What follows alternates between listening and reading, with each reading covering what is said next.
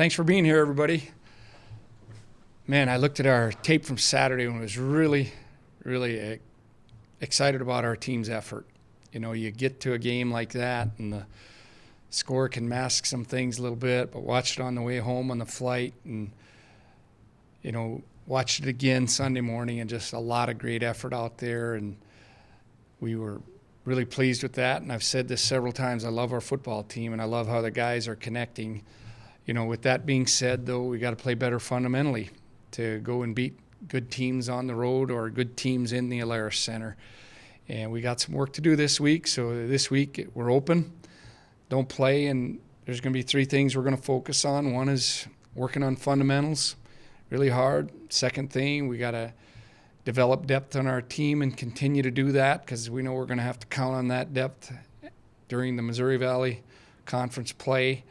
And then the third thing, we got to start our preparation for South Dakota State, who's, as you know, a very good team. That's our next test, defending national champs and number one ranked team in the country. They're open this week too. So with that, I'll open it up for questions. How helpful is it to have that kind of matchup in a tough road game with Boise State before you do take on the Jacks and start conference play? Yeah, I think any competition you can use to learn and prepare. And the big crowd there should help us in our preparation. We had some guys, that was their first road game playing for us. It was their first time in front of that type of crowd, and that should help us. You should draw from those experiences, and we keep preaching to our team, everything's worth it if you use it as a learning experience, and you got to be tough and resilient and learn from those situations, no question. Do you think your bye week comes at a good time for your team, or do you wish that it was later in the season? The schedule, we always love our schedule. We talk about it at the beginning of the year and how we're going to handle it. So this comes at a good time. I think we can work on fundamentals, which we need to improve. We got a little extra time to prepare for the number one team in the country, and that should help us. What did, kind of jumping off what Adam said, just the fact of you played Nebraska last year, you took some things away from that. What does this FBS opponent maybe teach you guys that you didn't have last year? Yeah, I think you got to learn from this that, hey, against very good teams, which Boise State was picked to win their conference, and you know, they were an 0-2 team, but the schedule they played was difficult, you know, at Washington, at Central Florida. But against good teams, you really need to play clean football. You got to bring your best effort plus your best execution. And as I alluded to before, I thought our effort was really good. You know, we held their top running back to minimal yards. Their longest run was a QB scramble. We did that on defense. We forced turnovers. Those things were all positives. Offensively, you know, we were 3 for 3 in the red zone, scoring touchdowns. That's a plus. But we just need to be more consistent, and that's what you need to learn. You got to be consistent and really focus one play at a time. Hey, Coach. So with South Dakota State coming up after the bye week, a team that's, of course, number one team in the country, was able to play them close for a good chunk of the game in the Alaris Center, but now have to go on the road. What can you take away from all this season so far and from the game last year to be able to show up strong on the road against such a good team?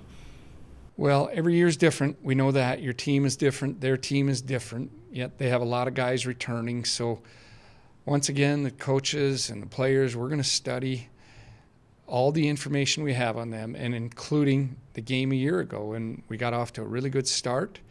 And then we had some breakdowns that we need to shore up against. And once again, a good team, you got to really play sound for 60 minutes. And you're going to make mistakes, but how you handle those low spots, I thought, you know, we could have handled those low spots last year better, and we got to draw from that. But we're going to focus on this year's team and how we get ready and best prepare our team for the contest on September 30th. One of the big bright spots of the Boise State game, forcing those 3 turnovers, especially all in the second half like that, even with the loss. So taking that takeaway from it, both literally with the takeaways. So how do you sort of use that for the rest of the season to look at sort of getting the ball back on defense and playing that well when it turns to getting those big turnovers? Yeah, I think, you know, we tried to stress that as much as we could and make a big deal about forcing those in a practice setting, and because we needed to get better at that on defense. So a couple were really good strips, I think intentional strips, and really hustling to the football creates those opportunities. Our pursuit grades were really high against Boise State, and that helps you make those types of plays on defense. So that needs to continue. Keep getting after the ball, keep hustling to the ball, and then good things will happen. You go. 14 in the country as of today, and looking pretty solid. So how do you feel like big picture, where is the team and supposed to where you want them to be when you kind of look at the big picture of the football year? Yeah, we're focusing on our tests, and we've had 3 tests, and 2 out of 3 we were on the winning side, 1 we were not on that side, and we got to learn from all those tests how we get better. So our approach doesn't change. Working on ball security, working on learning the plan, working on running to the football. Those got to become really habits that we do a good job, and we'll let the pollsters take care of the rest of the stuff. Our focus is on our preparation day after day. That's where we need to be focused.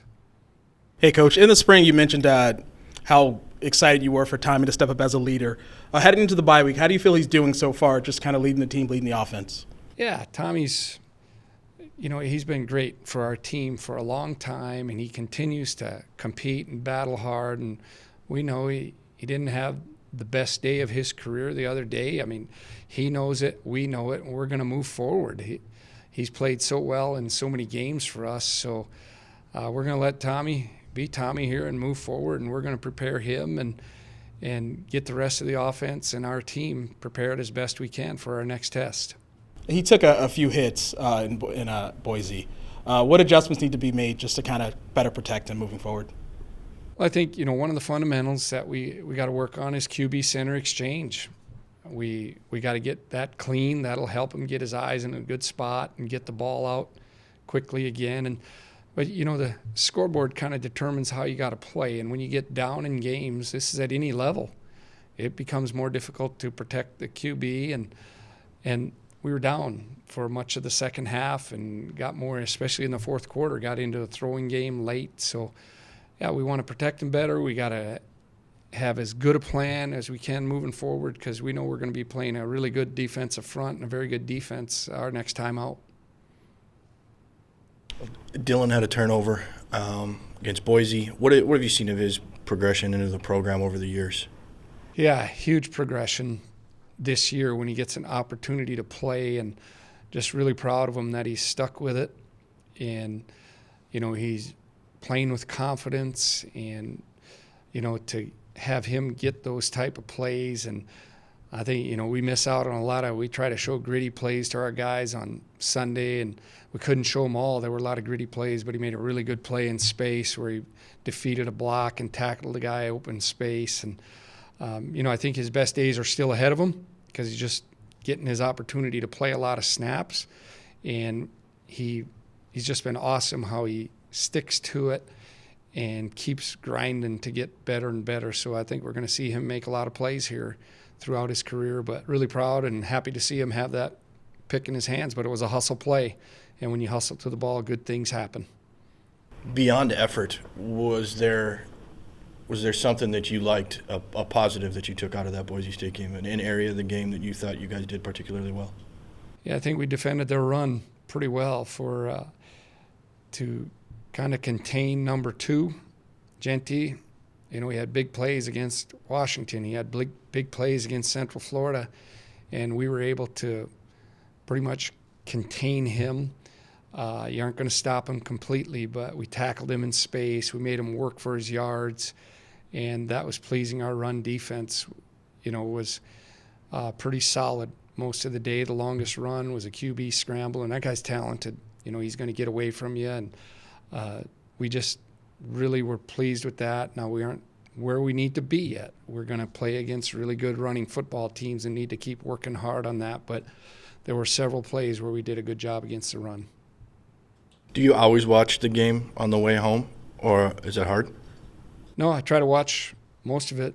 As long as the battery's working on the computer, I try to do that and get a little ahead of the game on Sunday. And And the one thing you got to be careful of when you watch it right away that close to the ending of the game is don't let your emotions get away. Just watch it and evaluate. And that's why I try to watch it again on Sunday morning. So I watch it with a maybe more clear mind. Just obviously, given the situation of Saturday's game, there were more times probably than not that you'd go for 2. Is that something that you want to keep working on during this bye week? Yeah, I think you always had to have those plays available, and you go through it in your mind. We were chasing a point throughout the game, and, you look at it with 7:30 left. In the past, we've waited till the fourth quarter, or I've waited till the fourth quarter to start going for 2. The chart from a coach I have a lot of respect for says go for 2 in that situation, but you still don't have to do it. And if you get it, your team feels great. Now you got 2 and you're only down 14. If you don't get it, you lose a little bit of that juice because you're walking off the field after scoring a touchdown. So there's a number of factors that come in there, and just made the decision, this year with the clock running differently, trying to still keep learning and get a feel for that. But there are less possessions in a football game now. So maybe that fourth quarter rule has to be moved up. But if it works, you feel really great. When it doesn't work, you're going to kind of think it through a lot more, that's for sure. Is that something, though, that you want to work on more this week during the bye week? Oh, we always are working on 2-point plays. Yeah, we work on a lot of that stuff during these weeks, and because you have a little more time, special teams, obviously we can work on that and try to develop some guys there in the special teams game to use our roster.